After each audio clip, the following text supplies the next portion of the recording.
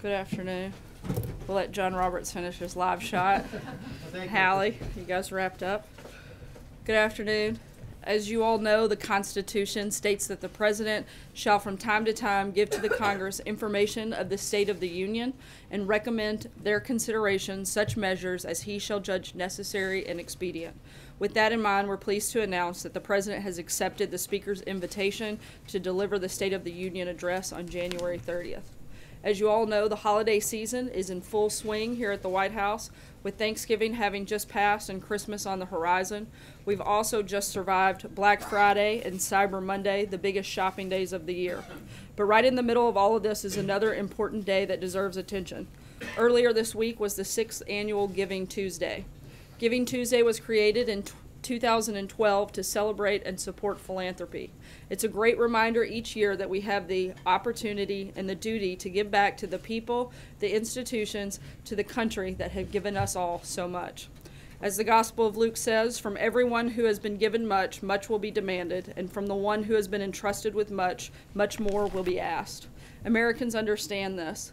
Year after year, the United States ranks at or near the top of the World Giving Index, which ranks countries according to how charitable their people are. In a statement earlier this week, the President encouraged people all over the country to open up their hearts and their pocketbooks to support worthy causes.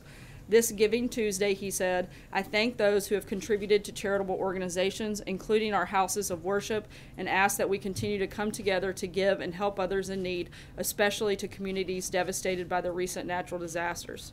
Together, we can ensure that the blessings of this holiday season are shared around the world. The President is leading by example on this. As you're aware, he donates his full presidential salary on a quarterly basis.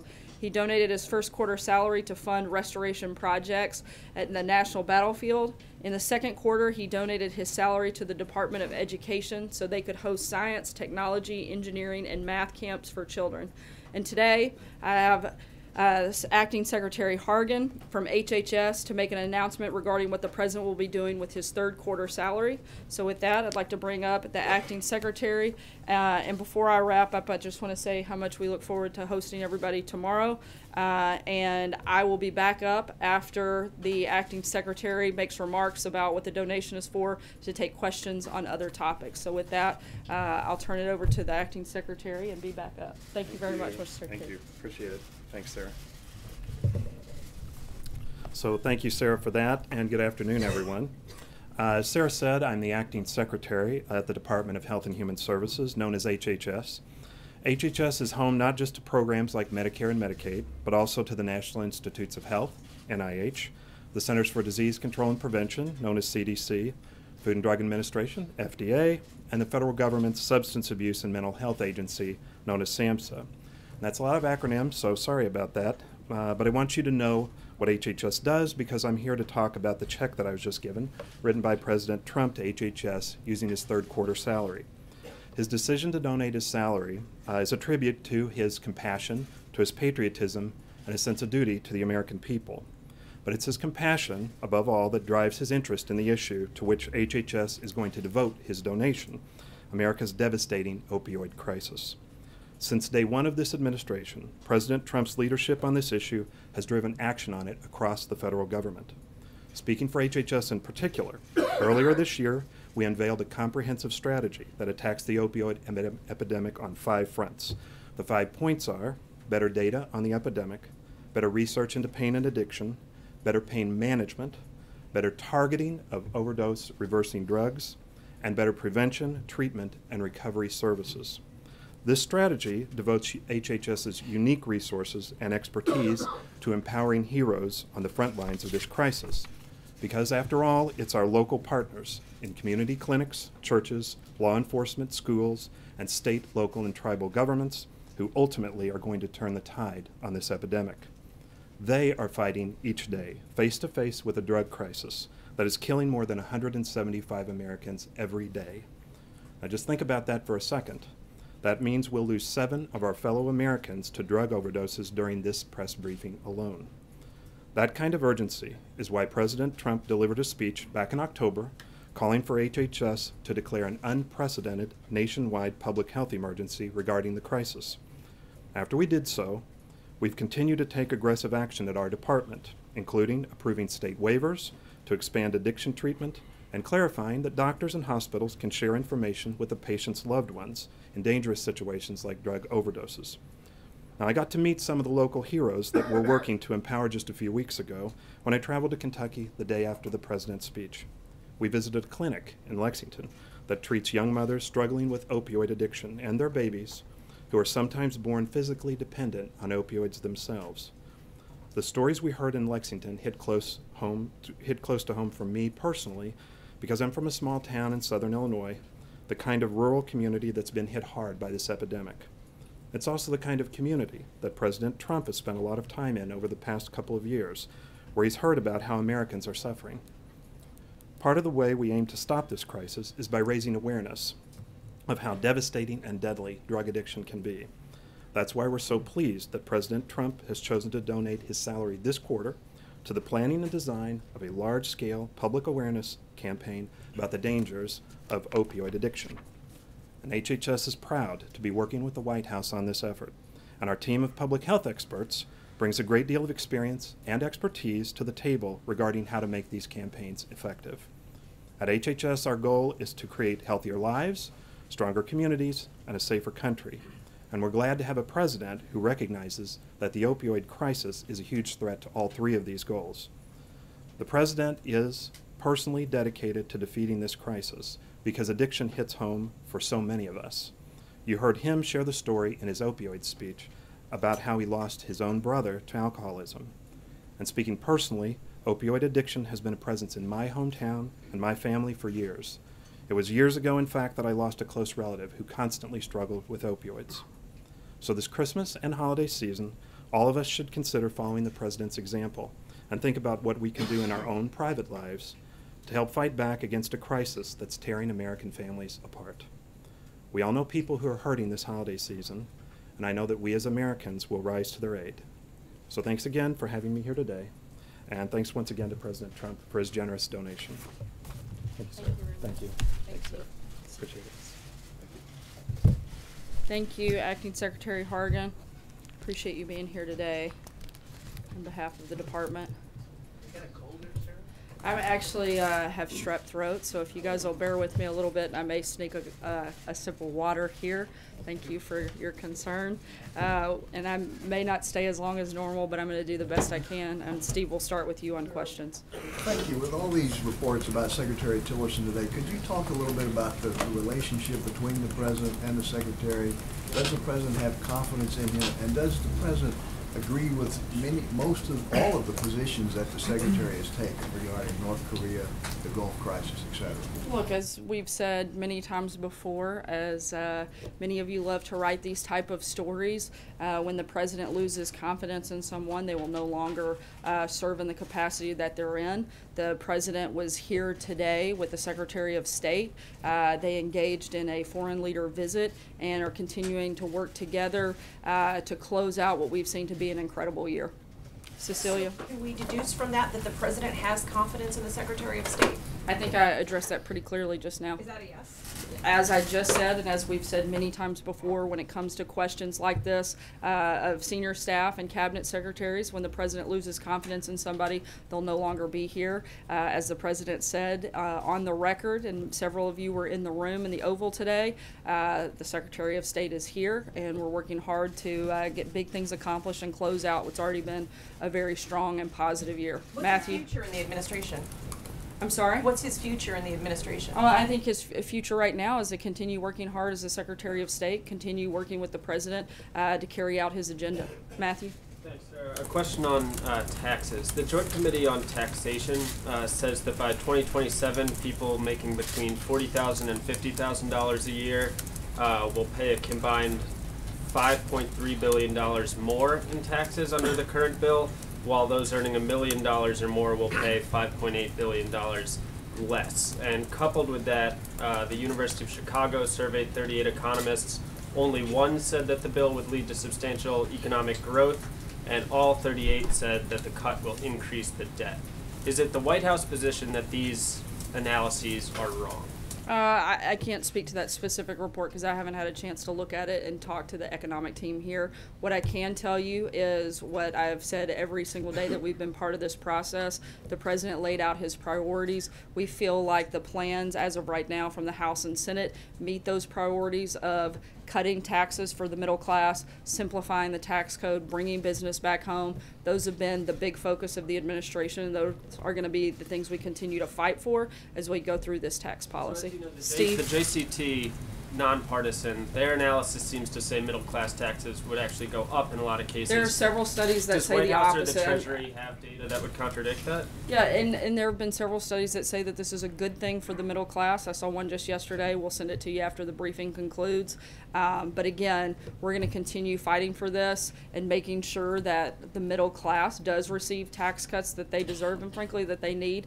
And we think that we're making a lot of progress on this front, and we think that we're going to get it done by the end of the year. Steve? Based on Ambassador Haley's speech yesterday at the UN and the president's tweet this morning, does this administration now advocate regime change in North Korea? And if not, why not? This administration is focused on one big thing when it comes to North Korea, and that's denuclearization of the Korean Peninsula. That's our number 1 priority. That's what we're focused on. Anything beyond that is not the priority at this point. Jill? Sarah, I want to ask about the videos that the president tweeted yesterday. Firstly, does the president feel that he has an obligation to ensure that the information that he shares on his Twitter feed to millions of people is accurate? I think the president feels that bringing up important issues of our time, like extreme violence and terrorism, are important to do. That was what he was doing in that process, and I think he's going to continue to do that in a number of venues, whether it's through speeches, whether it's through Twitter or other social media platforms. Does he understand, though, that sharing those videos might incite violence against Muslims? And does he understand that he's elevated a fringe political group that many people outside of Britain didn't even know about until Look, I think what he's done is elevate the conversation to talk about a real issue and a real threat, and that's extreme violence and extreme terrorism, something that we know to be very real and something the president feels strongly about talking about and bringing up and making sure is an issue every single day, that we're looking at the best ways to protect Americans. John? On that point, Sarah, did the president, when he retweeted Jada Franson, know who she was? No, I don't believe so, but I think he knew what the issues are, and that is that we have a real threat of extreme violence and terrorism, not just in this country, but across the globe, particularly in Europe, and that was the point he was making, and I don't really have much to add beyond that. Alex? Sarah. Yesterday, the president tweeted that NBC should terminate Joe Scarborough because of a, quote, unsolved mystery that took place in Florida years ago. Why did President Trump think it was appropriate to seemingly reference the death of Lori Klaustis in 2001, and does he think Scarborough is responsible for the death of his former aide? I don't have anything to add on that front beyond the tweet. April? Sarah, a couple things. One, what was the tipping point between President Trump and Tillerson? Like I said, I don't believe there was a tipping point, considering they were sitting here in a meeting today working hard to carry out the president's agenda. I think the tipping point is trying to do the best they can to make sure that they're making our world a better place, making America safer, and they're working together to get that done. Is the president listening to Tillerson as it relates to North Korea, as North Korea is escalating? The president's listening to the Secretary of State as well as the Secretary of Defense, the National Security Advisor, his Chief of Staff, the Chairman of the Joint Chiefs of Staff, and a number of other individuals, including world leaders that he's spoken to several times this week, specifically about North Korea, and he's going to continue to do that and continue to talk to all of the relevant stakeholders. John, sorry, April, I'm Conyers going to is in keep the hospital. moving. What about John Conyers? He's in the hospital, and there's a call for him to resign. What does the president have to say about that? That's a decision for John Conyers to make. John? Thanks a lot, Sarah. Back to Tillerson, where does the administration think these stories are coming from? Is it difficult, in your view, for Mr. Tillerson to carry out his job as Secretary of State with all of these questions surrounding whether or not he's going to be in the administration maybe through January of next year? Look, I don't know where those stories are coming from. I don't try to spend most of my day figuring that out. I'd rather focus on the points that I know and the points that we're driving through the administration. And the Secretary of State's a pretty tough guy. I think he'll be just fine carrying his job out. Blake? Sarah, we often hear the president or see the president talk about the stock market. We haven't yet heard from him, though, on a separate but similar issue, which is cryptocurrency. Has the president been following this at all? Bitcoin specifically, the major run-up in it. Does he have an opinion on it? Does he feel, or does the administration feel that this is now something that needs to be regulated by the government? I know this is something that is being monitored by our team here in terms of specific briefings and announcements on it. I don't have anything that I can share with you right now, but we'll be happy to follow back up with you. I'm sorry? What kind of monitoring? Well, look, this is an issue. I know that Tom Bossert with the Homeland Security team and advisor to the president has brought this up in a meeting earlier this week. I know it's something that he's keeping an eye on. We'll keep you posted when we have anything further on it. Steven. Sarah, I'm sorry to hear you're not feeling well. Actually, I hope you feel better. I have a question about the president's health. Mr. Trump's predecessors, going back, I've checked as far as Ronald Reagan, every year would go up to Bethesda to be looked at by the best doctors in the military, and they would report on their health and the vital statistics to the American public.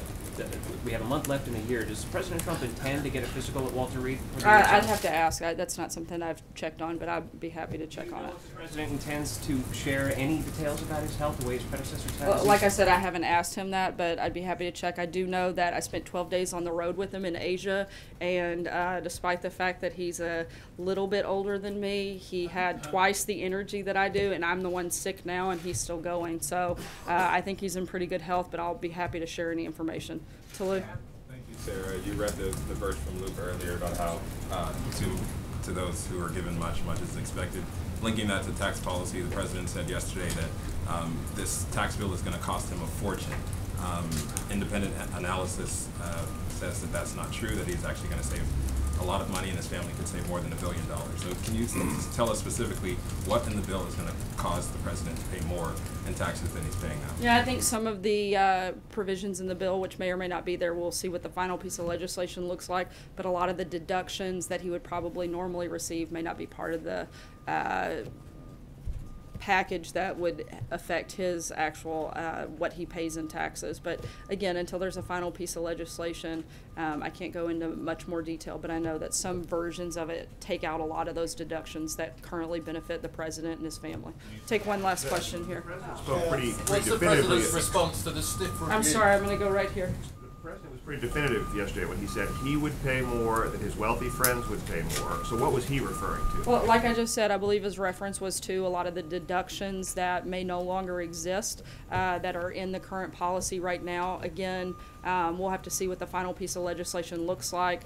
Our focus as an administration has been to focus on middle-class tax cuts. That's why I think the president doesn't care whether or not he gets a tax cut or not, but his focus is on making sure that the middle class and middle-class families get those tax cuts, that we simplify the process, and that we bring companies back home so that they can invest here. Margaret, I'll take one more question. Sarah, you repeatedly said that Tillerson will help to close out a successful year. Are you saying that he will close out the year? Will he serve beyond that? And when you're talking about elevating the conversation here, does the president normally watch these kind of anti-Muslim videos that have been posted by this group? I mean, is that I'm not sure every single video the president has viewed. In terms of the Secretary of State, I think I've spoken about that pretty extensively and answered that question. Deliberate by you. Were you really meaning we're all closing out the year. You guys are closing out the year in your news network. We don't set the calendar. That's something that happened a few centuries ago. The year is going to end whether we like it or not. We're all going to close it out, and we're all going to do the very best job we can for the American people in that process. I don't mean anything by it more than that. I'm closing out the year. You guys are. I know most of you are doing end of the year stories because that's how the calendar works. The year ends, and we're going to end on a really strong note, and I think we're going to end the briefing on a strong note, and I'm going to go get some water and a few cough drops. And Sarah, what about Prime Minister May? Our team will be around the rest of the afternoon to answer any other questions you guys have. We look forward to seeing you tomorrow. Before he posts them.